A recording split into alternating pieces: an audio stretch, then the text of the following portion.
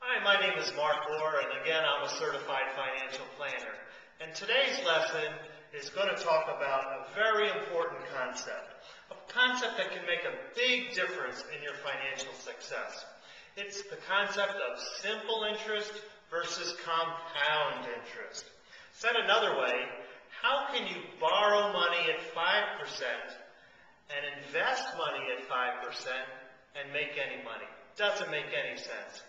Well, come along with me on this lesson and you'll learn a huge concept. Hi, my name is Mark Orr, and again, I'm a certified financial planner. And today's lesson is going to talk about a very important concept, a concept that can make a big difference in your financial success. It's the concept of simple interest versus compound interest. Said another way, how can you borrow money at 5% and invest money at 5% and make any money? Doesn't make any sense. Well, come along with me on this lesson and you'll learn a huge concept. Okay, so anybody knows that if you borrow money at 8% or 5%, so everybody knows that if you borrow money at 5% and invest it at 8%, well, that's a good deal. You're going to make money. But what if you borrow money at 5% and the money that you borrow only earns 5%? Let's take a look.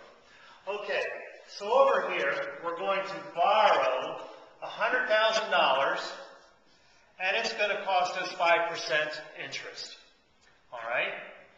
Now, we're going to invest that $100,000, and it's only going to earn 5% interest. Okay? So here we are with our $100,000 that we borrowed from here. Now, year one, our account now is $105,000. Year two, $110,000 and change. And every year we're earning 5% on last year's balance all the way through to year 10. And our money has grown to $162,889. Now let's take a look over here. Now 5% interest is the interest that we're paying. That's $5,000 per year. And if we multiply that by 10 years, we're going to have a $50,000 interest cost. Okay? So our $100,000 and our $50,000, of course, is $150,000 because we have to pay that $100,000 back. But what do we have over here in year 10? We have $162,000, which means we have a $12,889 profit. Okay, now I'm going to show you something really cool. This even works if your interest is 7%. So we're going to pay interest, we're going to borrow $100,000 at 7% interest, and we're still going to earn 5% interest. Now, how the heck does that work?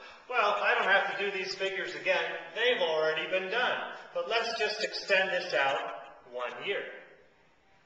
We have, in year 11, earning 5% along the way, $171,000. So, our interest cost isn't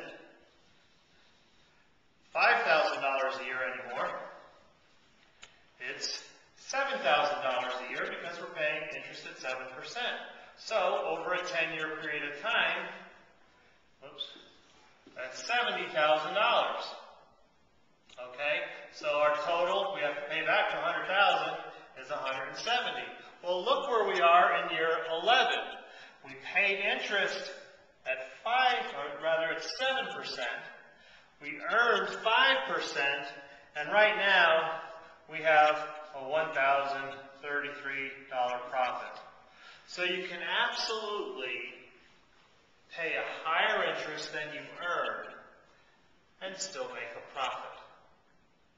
That's the difference between simple interest. We're paying the same amount of interest every year. Just an example like a HELOC loan, home equity line of credit. You borrow $100,000 out of your home, you have a or 7 or whatever the interest rate expense is, and assuming it's fixed, that's what you're going to pay. But over here, this is compound interest. We're earning interest on interest on interest on interest. So instead of $5,000, which it was the first year, the second year we earned 5% on $105,000. In year 6, we earned 5% on $134,000. In year 9, we earned 5% on $155,000. So this is how you can pay interest at 5%, invest it at 5%, and still make that $12,000 profit.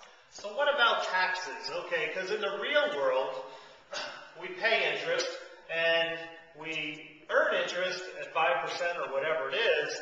Well, if we had to pay taxes on this, it wouldn't be as good of a deal.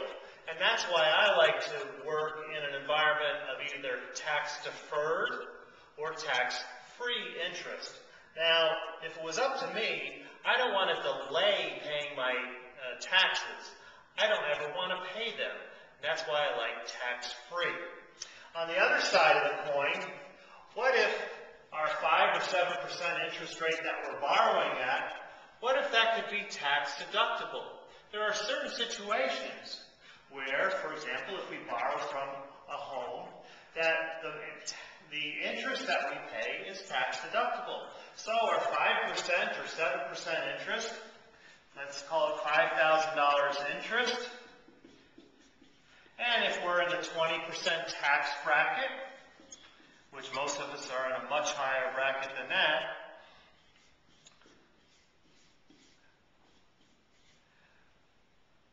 we'll have a deduction of $5,000 on our tax return, and we're in the 20% tax deduction rate or tax marginal rate.